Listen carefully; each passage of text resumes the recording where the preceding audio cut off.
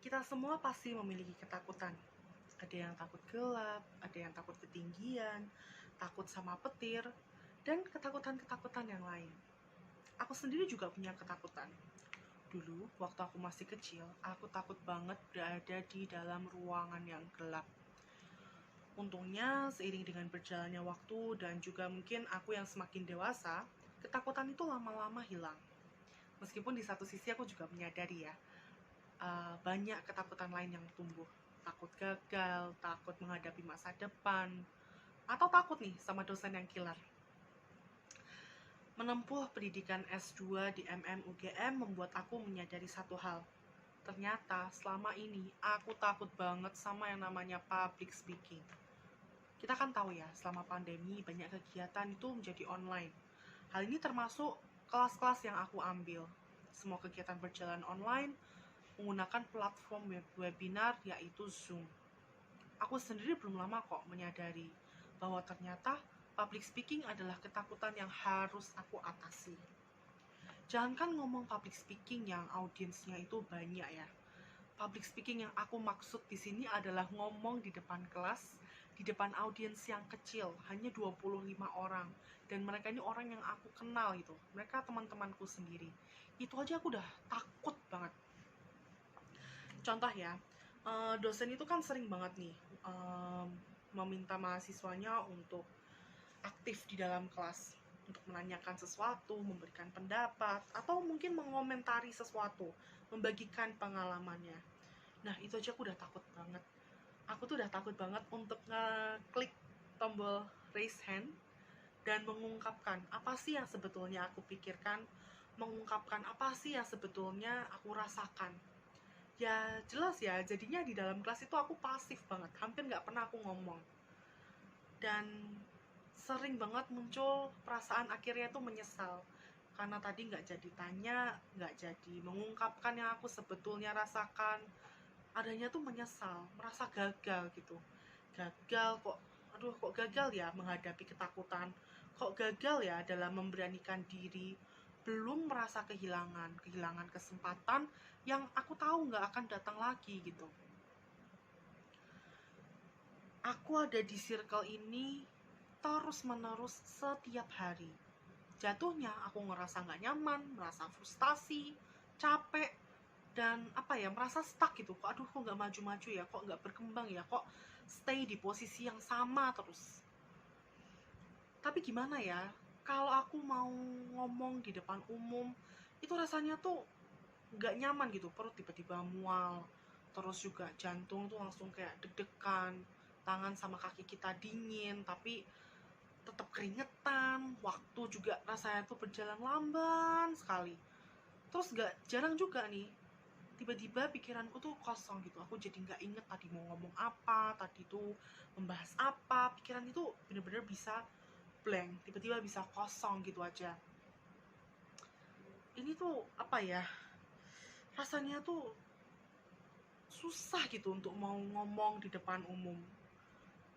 Bahkan tahu nggak, kalau misalkan aku mau presentasi di depan teman-teman kelas, aku itu harus menulis kata demi kata yang nanti mau aku ucapin pas presentasi.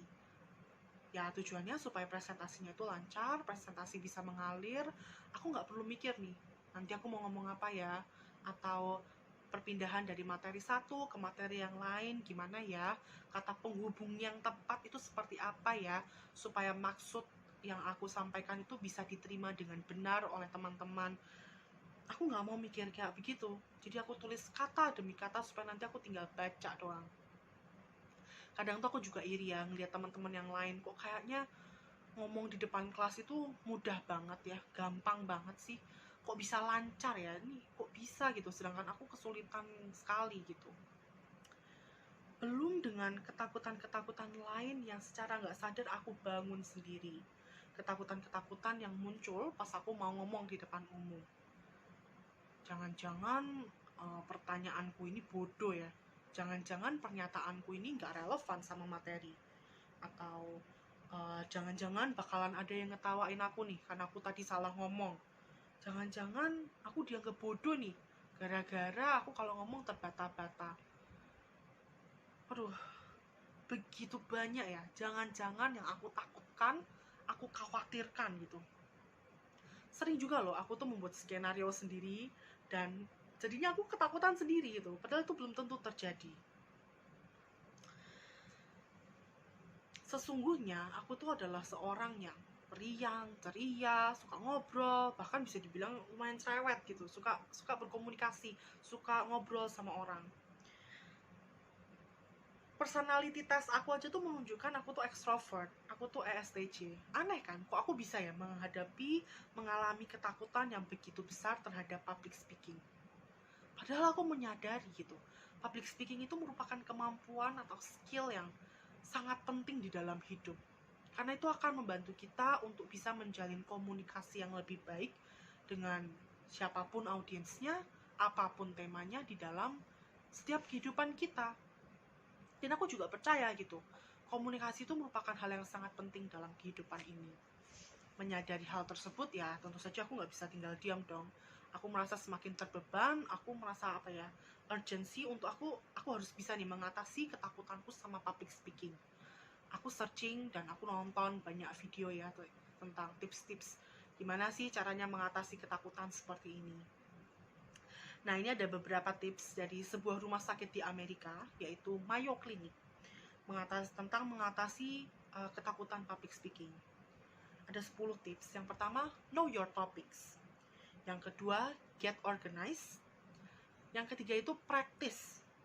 Yang keempat, challenge specific worries. Yang kelima, visualize your success. Yang keenam, do some deep breathing. Yang ketujuh, focus on your material, not on your audience. Yang kedelapan, do not fear a moment of silence. Yang kesembilan, recognize your success. Dan yang terakhir adalah get support. Ketika aku membaca artikel dan aku menonton banyak video ini, aku menyadari bahwa menjadi seorang leader, aku harus mampu menggunakan suaraku dengan tepat. Tapi bagaimana caranya aku bisa memimpin, menjalin hubungan, atau membawa perubahan kalau aku ini terlalu takut untuk bersuara? Atau gini deh, bagaimana aku bisa memimpin, menjalin hubungan, atau membawa perubahan kalau aku terlalu takut untuk mencoba? Di tengah pergumulan dan kebingunganku, ada satu hal yang membuat aku bersyukur. Aku disadarkan bahwa selama ini aku itu salah. Dulu aku tuh berpikir ya, orang itu terlahir antara jadi public speaker atau ya non-public speaker gitu. Padahal sesungguhnya, public speaking itu merupakan kemampuan yang dapat dipelajari dan dapat terus ditingkatkan. Sehingga ya tentu saja ya kita bisa jadi public speaker ya lebih baik dan lebih baik lagi. Ini akan menjadi suatu proses pembelajaran yang panjang dan berlangsung seumur hidup. Karena dalam public speaking dan komunikasi, pasti akan selalu ada yang dapat ditingkatkan. Bahkan faktanya, kita tuh hanya berhenti belajar ketika kita tuh sudah merasa cukup baik. Hari ini aku belum mampu menguasai ketakutanku terhadap public speaking sepenuhnya. Aku sadar bahwa aku harus bersemangat, aku nggak boleh malu, nggak boleh marah ketika ada feedback mengenai kemampuan public speakingku. Dan yang jelas, aku harus lebih banyak berlatih. Berbicara sendiri di depan cermin, mengikuti banyak pelatihan, atau mungkin membuat video seperti ini. Untuk itu aku ingin mengucapkan terima kasih yang sebesar-besarnya kepada Bapak Rusdi Akbar selaku dosen pengampu mata kuliah Leadership Communication ini. Secara tidak sadar, Bapak Rusdi ini telah memberikan kesempatan bagi aku dan juga mungkin teman-teman untuk meningkatkan kemampuan public speaking dan yang jelas keluar dari zona nyaman. Karena kalau bukan untuk tugas seperti ini, hampir tidak mungkin deh kayaknya aku membuat video, merekam diri sendiri, dan menguploadnya di YouTube tuh hal yang tidak mungkin. Aku Aku juga ingin mengucapkan terima kasih kepada para viewer yang sudah meluangkan waktunya untuk menonton video ini. Para viewer ini juga dipersilahkan ya untuk memberikan kritik, saran, atau mungkin feedback, sehingga aku ini bisa meningkatkan kemampuan public speakingku. Aku juga ingin memohon maaf apabila ada kata-kata atau gestur atau mungkin tindakan yang kurang berkenan. Semoga kita bisa bertemu di lain kesempatan dan aku bisa bercerita mengenai keberhasilanku dalam mengatasi ketakutan public speaking. Terima kasih.